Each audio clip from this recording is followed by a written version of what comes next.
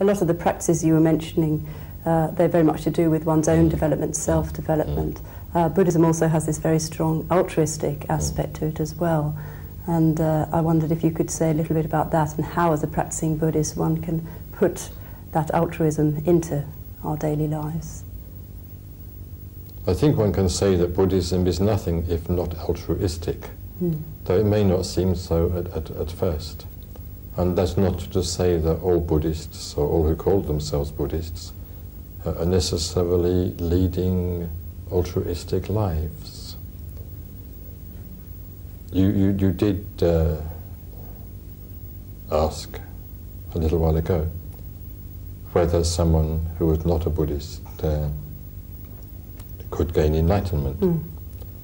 So this obviously raises the question, or implies the question, of who is a Buddhist, or what makes one a Buddhist.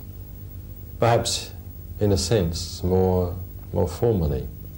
And what makes one a Buddhist more formally, traditionally speaking, is that one goes for refuge.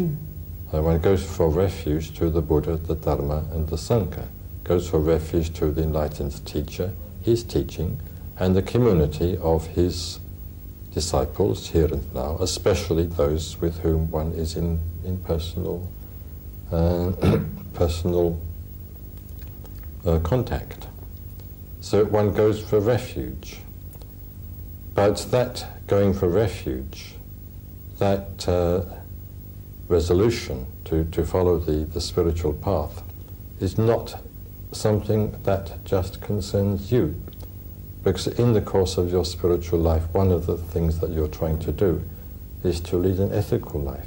Ethics comes first, then meditation, then wisdom or insight. So the practice of ethics necessarily involves one with other people. In the course of one's life, one is in any case necessarily involved with other people. You can't escape other people, even if you want to. Even if you go and lead a very solitary life, even if you go on solitary retreat, you don't altogether escape other people. Not just that you might pass them when you go out for your solitary walk, but other people will be supplying you with food, or other people will have made it possible for you to make the journey that ends with your going on solitary retreat. So even in that sort of situation, you can't avoid other people. You're in contact with other people all the time, in one way or another, at work and at play.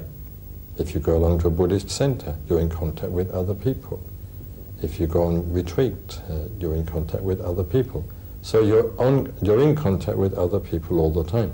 So the question arises, well, inasmuch as you are in contact with other people all the time, what should be your attitude to them? And there are only two possibilities.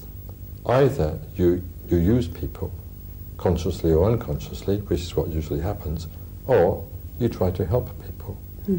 Or you place yourself at people's service. Not that you're trying to help them in a do-gooding sort of way, but when you come into contact with other people, at least ask yourself, well, in what way can I behave so that I'm the least trouble to them? Even if I can't actively help them, well, let me make sure that I at least don't get in their way. But if you can actively help them in an ordinary sort of human way, so much the better. Because according to Buddhist teaching, one of the big illusions, one of the big delusions which stands between you and enlightenment, is the delusion that I am I and you are you. We're two absolutely separate individuals. We're sort of monads. And we don't really have anything very much in common. So I consider only my own interests. I'm egotistical, as we say. We're selfish. And this makes up a large part of people's ordinary behavior. But this sort of behavior is based on a delusion. The delusion that an absolutely separate I does exist. And according to the Buddha's teaching, enlightenment is not achieved until that delusion is transcended.